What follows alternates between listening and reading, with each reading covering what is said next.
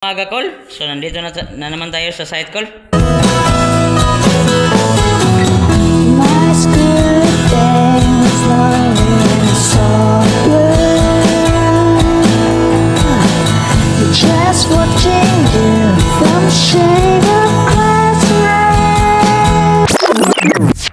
So, ang scope natin ngayon, so itong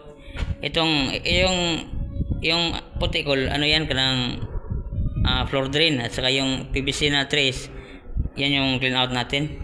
So ito lang yung ano natin dito, unit dati. So may lavatory tayong isa dyan, so ito yung lavatory drain natin. Kaso sa may additional yung owner, so maglagay dito ng sink. So isa sink at saka dito may washing machine na ilalagay. So naka-flooring na to. So ang gagawin natin, mag-chipping tayo dito. So dito tayo collector. Nandito kasi yung collector natin, dyan tayo mag-tapping. At saka maglalagay tayo ng supply dito. Yung washing machine drain at saka yung kitchen sink drain. So simulan natin dito, Col.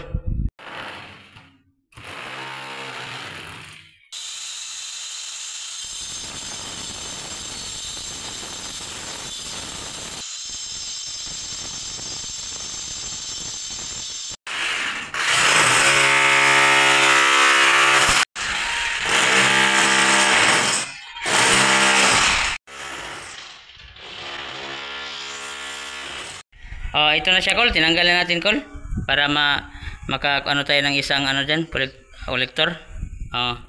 Pinutol natin to.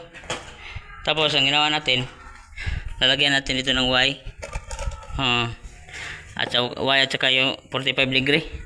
Punta yan doon, Col. Doon. Kasi kukolektahin niya yung yung washing machine drain at saka yung doon sa dugwas drain. Solvent na natin, Col, para ma-tapping na natin. Ito equal na. Okay, so madali lang magkabit ito. Solvent na natin. Huwag na natin, para ma-twist.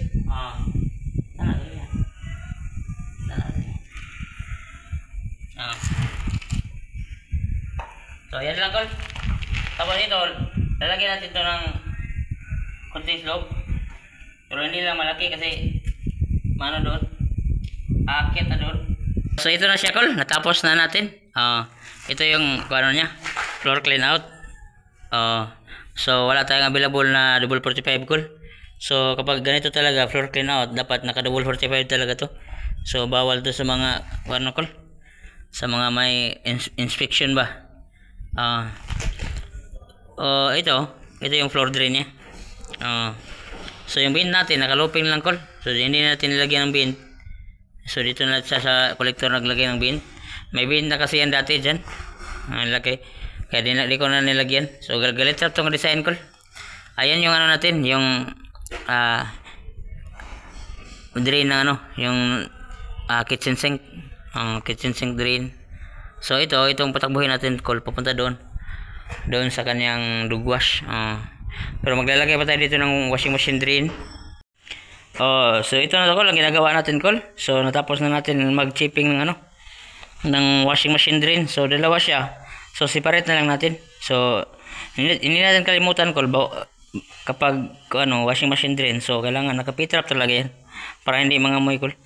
So ito, separate siya, dalawa ang lagay natin. Tapos dito naglagay tayo dito ng floor drain. Pupunta yan dyan, Col. Pupunta doon sa dugwas. May dugwas tayo dito. So dito, Col, natapos na dito, Col.